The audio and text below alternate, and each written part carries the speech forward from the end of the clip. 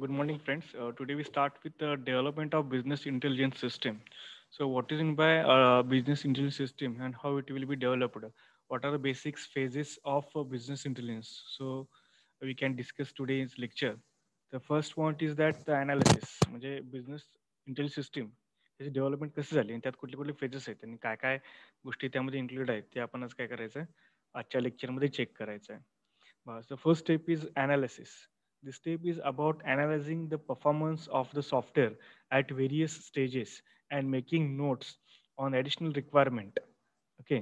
आपण काय करणार आहे, जे आपलं सॉफ्टवेअर आहे त्याचे वेगवेगळ्या स्टेप्स, ह्या स्टेपमध्ये काय करणार आहे, त्याचं परफॉर्मन्स कसं आहे वेगवेगळ्या स्टेजेसवरती आणि त्याचे नोट्स क्रिएट करणार आहे. आणखीन काय ॲडिशनल रिक्वायरमेंट आपल्याला हवे असतील तर ॲडिशनल रिक्वायरमेंट्स आपण काय करणार त्यामध्ये घेणार आहे. ठीक आहे. आणखीन काय रिक्वायरमेंट्स आपल्याला हवे असतील किंवा काय ऍड करायचं असेल किंवा किंवा कसं यूज केल्यानंतर आपल्याला कळतं अरे ह्या पण गोष्टी आपल्याला या सॉफ्टवेअरमध्ये हव्या होत्या किंवा त्यानंतर यूज करायला लागल्यानंतर आपल्याला कळतं. Okay. So we have to note down that requirements and make a note of that different kind of stages and performance of software. So analysis very important to process further to the next step. Need of organization should be identified properly. Analyst stage जे काही अतिशय महत्त्वाचं आहे पुढच्या स्टेपसाठी. Actually जी काही need आहे ऑर्गनायझेशनची ती need समजून घेण्यासाठी, ऑर्गनायझेशनची नीड समजून घेण्यासाठी हे खूप महत्त्वाचं आहे आणि ते प्रॉपरली आपण काय करू शकतो अनालिस करून घेऊ शकतो. ठीक आहे. तर ह्या सगळ्या गोष्टी अनालिसिसमध्ये होतात. म्हणजे अनालिसिस करणं म्हणजे काय, नक्की सिस्टीम काय काय आहे, त्यात काय काय गोष्टी आहेत हे अनालाइज करणे, समजून घेणे आणि ते कॅटेगराईज करणे. So that is known as analysis. ठीक आहे. So using the analysis we can get the proper need of the organisation about the software. त्या सॉफ्टवेअरमध्ये काय काय हवं आहे काय नाही त्याची ऍक्च्युअल नीड आपल्याला कुठं करणार तर या अनालिसिसमध्ये करणार आहे. This phase consist of some interviews and knowledge workers who perform various roles in organisations. मग आपल्याला नीड्स किंवा ह्या सगळ्या गोष्टी कशा करणार आहेत तर त्या ऑर्गनायझेशनमध्ये काम करणारे जी लोक असतात, जुनी लोक असतात, जे मेन रोल ज्यांचा असतो त्या लोकांशी आपण इंटरव्ह्यू घेणार आहे, त्यांचे नॉलेज आपण शेअर करणार आहे, त्यांच्याशी इन्फॉर्मेशन आपण गेट करणार आहे. हे सगळं केल्यानंतर आपल्याला कळेल की ॲक्च्युअल रिक्वायरमेंट काय आहे. ठीक आहे. ऑर्गनायझेशनमध्ये जे रिक्वायरमेंट आहे ते ॲक्च्युअल रिक्वायरमेंट काय आहे आणि त्यांचं ते सॉफ्टवेअरची नीड आहे आणि वर्किंग कसं होतं. ॲक्च्युअल ऑर्गनायझेशनमध्ये वर्किंग कसं होतं हे त्यांना कळत असतं. बरेच वर्ष ते काम करत असतात आणि वेगळ्या पोस्टवरती ते काम करत असतात. त्यांचा अनुभव असतो. तर ह्या सगळ्या इन्फॉर्मेशन, ह्या सगळ्या एक्सपिरियन्स आपल्याला त्यामधून कळतात. ह्या सगळ्या घेत असतात. We also needs to decide costing and benefits of developing business intelligence system. मग आपल्याला काय करावं लागतं, कॉस्टिंग आणि जे काही त्याचे बेनिफिट्स आहेत आणि जे काही डेव्हलपमेंट फेजेस आहेत, हे सगळ्या गोष्टी आपल्याला काय करायला समजून घेता येतात. काय सांगितले, we also need to decide costing. जर आपण सिस्टीम समजून घेतली तर किती फॉर्म्स क्रिएट करायचे आहेत, काय काय करायचं आहे, किती अनालिसिस काय काय होणार आहे, त्याचे रिझल्ट्स किती आहेत, त्याचे रिपोर्ट्स किती आहेत, किती डेटाबेस क्रिएट करावं लागेल, ह्या सगळ्या गोष्टी आपल्याला त्यामध्ये कळणार आहेत. So depending on that we can going to decide the costing of that whole project. And also we can give the customers to the what are the benefits of our system and what are the development phases of the system is going to be explained to the user and the customer or the organization. So these all things are comes under the analysis phase. The first one is that check the performance of software, make a note of that different kinds of stages, and make a note of the additional requirements. And after that we can check that it is depending on that requirement or note, we can go to the next step. And also we can define a proper need and proper requirement of that organizations. And next page, so this kind of information we can get the who are working, the employers from the beginning of that organization or from the last 10 years 5 years from that organization, who are the working on the different positions. We can take an interview of that persons and workers, and depending on that interview we can ask a different kind of questions. So depending on that question we can get the whole information and whole working procedure of that organization. So in that interview we can get the all information and their requirement of the organizations. So this phase is comes under the analysis phase. This is the first page of the business intelligence development of business intelligence system. So next phase is that the designing. Once a analysis is complete, the step of designing takes over, which is basically building the architecture of the project. once we can complete the requirement, what are the requirement of that project. So depending on that requirement, we can going to design a number of forms, number of fields, buttons, and reports. So these all kind of things we can design using the after completing the analysis phase. So this is a very basic phase of getting the requirement of the organization from their employers or from the organization. After completing this basic phase, we can going to build the architecture of the project, or how actually your project is going to work, how your actually project is going to uh, look in a working position. So this architecture will design after the getting the proper analysis or in the designing phase. So after in this stage, this step helps to remove the possible flaws by setting a standard and attempting to stick to it. It is very important to make assessment of the existing information. So we can, when we develop a architecture, so we can see the actual view of the application when it is look after completing the development. म्हणजे development झाल्यानंतर कसं आपलं application दिसणार आहे ह्याचं look कुठं तुम्हाला कळणार तर आर्किटेक्चर मध्ये कळणार. मग त्या कोणत्या गोष्टी येणार, कोणत्या गोष्टी येणार नाही आहेत, काय काय त्यामध्ये होणार, काय नाही, ह्या सगळ्या गोष्टी तुम्हाला कुठं कळणार तर या आर्किटेक्चर मध्ये कळणार. सो एकदा आर्किटेक्चर आपण डेव्हलप केलं की आपल्याला कळलं की ऍक्च्युली काय काय मध्ये होणार आहे आणि काय नाही आहे. Okay, so this is comes in the designing phase. इथे दिले बघा त्यांनी डायग्राम दिलेला आहे, phases of development of business intelligence system. So पहिल्यांदा आपण थेरी कंप्लीट करू म्हणजे तुम्हाला हे डायग्राम एक्सप्लेन करायला मला सोपं जाईल. So next is planning. The main purpose of planning phase is to know the requirement and understand the opportunities. In this, we need to find out cost, time, and benefits of the system. As in the main purpose of planning phase is to know the requirements and understand the opportunities. त्यांचे प्लॅनिंगचं actually कामच काय आहे की त्यांची proper requirement घ्यायची आणि त्यांची opportunities काय काय ते समजून घ्यायचं. In this we need to find out cost, time and benefits of the system. ह्याच्यामध्ये काय होणार आहे, आपल्याला त्या सिस्टीमची कॉस्ट ठरवता येणार आहे, त्याला किती वेळ ठरवता येणार आहे आणि त्याचे बेनिफिट्स काय काय होणार ते ठरवता येणार आहे. बरोबर. What is the scope of the system, ते सिस्टीमचा स्कोप काय, what will be the problem and solution for it, त्याचं प्रॉब्लेम ऍक्च्युअल प्रॉब्लेम काय, मग त्याला सोल्युशन काय काय करता येईल, ह्या सगळ्या गोष्टी आपल्याला प्लॅनिंग मध्ये करणार. त्याचं प्लॅनिंग पण करता येणार आहे, किती दिवसात किती वेळेत ते कम्प्लीट होईल, किती पैशात ते कम्प्लीट होईल, ठीक आहे, त्याचे बेनिफिट्स काय काय, हे सगळ्या गोष्टी आपल्याला प्लॅनिंग मध्ये करणार आहेत. Without the perfect plan, calculating the strength and weakness of project development of software is meaningless. ठीक आहे, परफेक्ट प्लॅनिंग शिवाय कुठल्याच गोष्टी होत नाहीत. परफेक्ट प्लॅन केल्याशिवाय किती लोक किती वेळ त्या प्रोजेक्टवरती काम करतील, कारण का इंडस्ट्रीमध्ये तुम्ही टाइम वरती तुम्ही काय करता ते त्यांना पेमेंट करता, म्हणजे पेमेंट करत असतात ते, त्याचं प्रोजेक्टवरती पेमेंट नसतं. ठीक आहे, ते डे टू डे येतात आणि करतात, मग ते किती दिवसात कंप्लीट करतील ते आपल्याला लवकरात लवकर आपल्याला कंप्लीट करून घ्यायचं आहे. बरोबर आहे. मग प्रॉपर प्लॅनिंग केल्याशिवाय त्या प्रोजेक्टची स्ट्रेंथ, आपली स्ट्रेंथ काय आणि विकनेस काय आणि प्रोजेक्ट कसं होणार आहे ह्या गोष्टी आपल्याला कळणार आहेत. जर प्रॉपर प्लॅनिंग नसेल तर त्या सॉफ्टवेअर डेव्हलपमेंटला काही ते मिनिंगलेस आहे. Planning kicks of project follows closely and affects its progressive positively.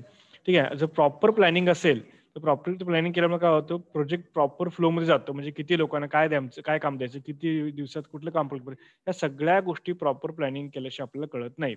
Planning केल्यामुळे सगळ्या गोष्टी प्रॉपर वे मध्ये राहतात, प्रॉपर चॅनल मध्ये राहतात. किती वेळेत कम्प्लीट होईल, काय होईल, किती लोक काम करतील, काय होईल, प्रॉब्लेम आला तर काय होईल आणि त्याचा प्रोग्रेस प्रॉपर किती होईल, ह्याच्यानंतर हे सगळं आपण प्रॉपर प्लॅनिंग मध्ये केलं की प्रॉपरली आपलं प्रोजेक्ट प्रोग्रेस मध्ये जाणार आहे आणि इफिशियंटली आपलं वर्किंग काय होणार आहे, कम्प्लीट होणार आहे. नेक्स्ट फेज आहे इम्प्लिमेंटेशन. ठीक आहे, सो इम्प्लिमेंटेशन अँड कंट्रोल. आता आपण काय केलं, पहिल्यांदा अनालिसिस घेतलं. बरोबर आहे. अनालिसिस केल्यानंतर काय केलं, आपण डिझाईन केलं. बरोबर. डिझाईन केल्यानंतर ते कसं करायचं, किती दिवसात करायचं, कॉस्ट किती, प्लॅनिंग केलं. प्लॅनिंग केल्यानंतर आता ऍक्च्युली कुठली गोष्ट तर प्लॅनिंग एक्झिक्यूट करायची. काय करायची, प्लॅनिंग एक्झिक्यूट करायची. प्लॅनिंग कसं एक्झिक्यूट करायचं, the actual task of development of software starts here with the data recording going on the background. म्हणजे ऍक्च्युली इथनं काय होतं, डेव्हलपिंग सॉफ्टवेअरचे स्टार्टिंग फेजेस काय असणार, तुमचं recording the data, data collect करणे. ठीक आहे, तुमचा जो डेटा आहे तो रेकॉर्ड करणे. ओके, बॅकग्राऊंडला हे तुमचं काम चालू राहतं. Once the software is developed, the stage of implementation comes in where the product goes through the OLAD study to see if it is it's functioning properly. ठीक आहे, Once software is developed, the stage of implementation comes. Software एकदा develop झालं की implementation stage येतं, where the product goes through the polite study to see if it is functioning properly or not. मग after complete झाल्यानंतर planning execute झाल्यानंतर ते properly working होते की नाही, ठीक आहे, त्याचं वर्किंग प्रॉपरली होते, फंक्शनली होते की नाही, ह्या सगळ्या गोष्टी कुठं होतात तुमच्या इम्प्लिमेंटेशन मध्ये होतात आणि ते कंट्रोल आपण करतो. Metadata achieved should be created for this ETL procedures are used. And finally, the system can be released for testing and use it. मग एकदा मेटाडेटा तुमचा फायनल झाला, ETL प्रोसिजर मध्ये फायनल झालं की ते झाल्यानंतर final system can release for testing and use it. एकदा तुमचं ओके झालं, प्लॅनिंग इम्प्लिमेंटेशन झालं, तुम्ही चेक केलं, ठीक आहे, एकदा ओके तुम्ही म्हटला की नंतर ते इम्प्लिमेंटेशनसाठी आणि टेस्टिंगसाठी काय केलं जातं, तुम्हाला पाठवलं जातं. ठीक आहे, मग डेमोसाठी सुरुवातीला तुम्ही काही लोकांसाठी पाठवतात आणि त्यांच्याकडून ओके रिपोर्ट आला की मग नंतर फायनल तुम्ही काय करता, मार्केटमध्ये ते लॉन्च करता, म्हणजे टेस्टिंगसाठी पाठवतात सुरुवातीला. इथे बघा, portfolio of available methodology in business intelligence system. त्याचा पोर्टफोलिओ कसा असणार आहे, ठीक आहे, multi dimensional cubes, data mining, optimisation, time series analysis, risk analysis, data development analysis, balanced score, supply chain optimisation, revenue management, नंतर सेल्स फोर्स प्लॅनिंग, ठीक आहे, नंतर campaigning optimisation, click stream analysis, relational market, हे सगळे तुमचे काय मेथॉडॉलॉजी आहेत ते जे बिझनेस इंटेलिजन्स शिकतात, हे आपण पुढे डिटेलमध्ये परत बघणार आहोत. तर फेजेसमध्ये काय दिले बघा इथं त्यामध्ये, अनालिसिसमध्ये काय ते identification of the business needs, बिझनेसची रिक्वायरमेंट काय, ह्या सॉफ्टवेअर पासून त्याची रिक्वायरमेंट काय, बिझनेसला ऍक्च्युअली काय पाहिजे, हे तुमचं कुठं होणार आहे, अनालिसिसमध्ये होणार आहे. सेकंड स्टेज डिझायनिंग मध्ये काय, infrastructure recognisation and project micro planning. तुम्हाला काय काय इन्फ्रास्ट्रक्चर लागणार, किती लोक लागणार, कुठले मशीन्स लागणार, काय काय गोष्टी लागणार आहेत, ठीक आहे, किती लोक लागतील, ठीक आहे, किती वेळ लागेल, किती कॉस्टिंग लागेल, हे सगळं तुमचं कुठं होणार आहे, डिझायनिंग फेजमध्ये होणार आहे.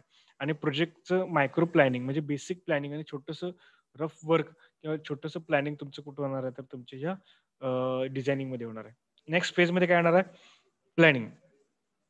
प्लॅनिंग मध्ये काय डिटेल्ड प्रोजेक्ट रिक्वायरमेंट, तुमचे प्रोजेक्टची डिटेल रिक्वायरमेंट होणार. The definition of the mathematical methods needed, मग तुम्हाला काय मॅथमॅटिकल मॉडेल्स निडेड, मग तुम्हाला कुठले कुठले मॅथमॅटिकल मॉडेल्स पाहिजे, काय काय पाहिजे ते तुम्ही ठरवणार. नंतर डेव्हलपमेंट ऑफ प्रोटोटाईप, त्याचं प्रोटोटाईप डेव्हलपमेंट करणार. Identification of data, definition of data warehouse in data marts, data तुम्ही डेटा वेअर्समध्ये डेटा तुम्ही बघणार, डेटा वेअर्स म्हणजे काय, डेटा स्टोअर करणार, ठीक आहे, त्याचं मेटा डेटा काय काय ते बघणार. डेटा मार्टमध्ये तुम्ही डेटा स्टोअर करणार सगळा, ते सगळं झाल्यानंतर तुम्ही काय डेव्हलपमेंट ऑफ प्रोटोटाईप, प्रोटोटाईप म्हणजे त्यासारखं छोटासा एक डमी तुम्ही काय करणार, ऍप्लिकेशन डेव्हलप करणार, ठीक आहे, फेज किंवा आर्किटेक्चर तुम्ही त्याचं तयार करणार, हे प्लॅनिंग मध्ये येतं. ठीक आहे, त्यानंतर इम्प्लिमेंटेशन अँड कंट्रोल, ते development of data warehouse and Meta data.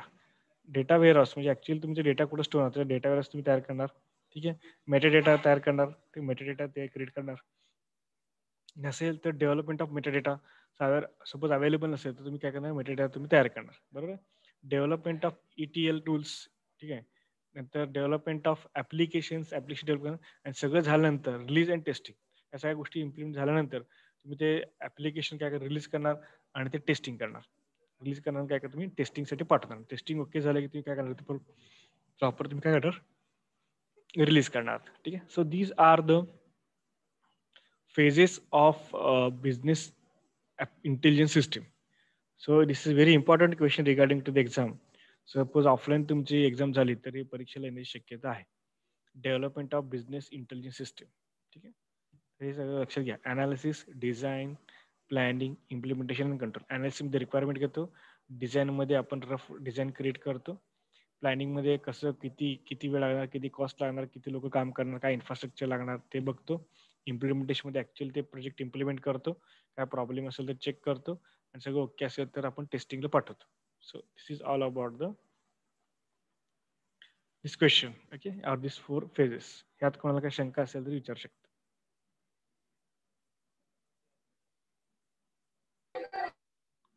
कोणाला काही शंका आहे यामध्ये?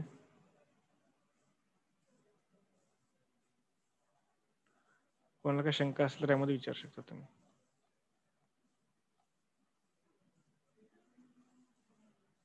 नाही कोणाला शंका?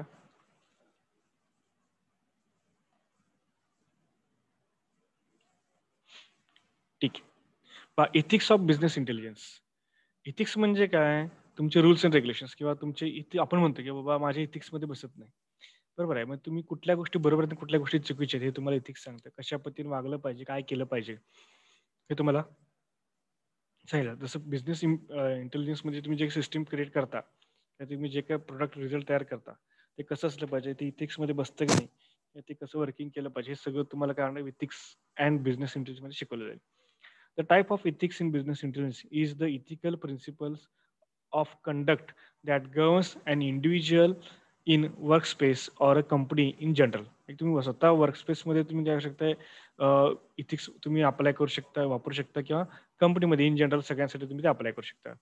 It is known as the professional ethics and not to be confused with the other forms of philosophical ethics. म्हणजे हे प्रोफेशनल इथिक्स आहेत त्या फिलॉसॉफिकल इथिक्स नाहीत. फिलॉसॉफी म्हणजे इथिक्स असतील त्या पद्धतीने including the religious convocations and popular convocations. म्हणजे ते तुमचं पर्सनल असं काही नाही आहे. ठीक आहे. धार्मिक किंवा तुमच्या कुठल्या पुस्तकावरती बेस नाही. ते प्रोफेशनल इथिक्स काय आहेत हे तुम्हाला यामध्ये सांगितलं जातील. Professional ethics according to the Griffin. ठीक आहे. ग्रिफिन नावाचा एक प्रोफेसर होता. तर त्याच्या पॉइंट ऑफ व्ह्यूनी जे 1986 मध्ये त्यांनी जे डिझाईन केलेलं आहे. ठीक आहे.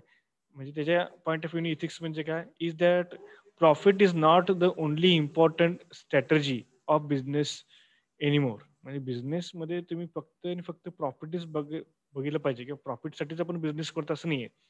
There is also more of concern and motivator of companies to do what is right.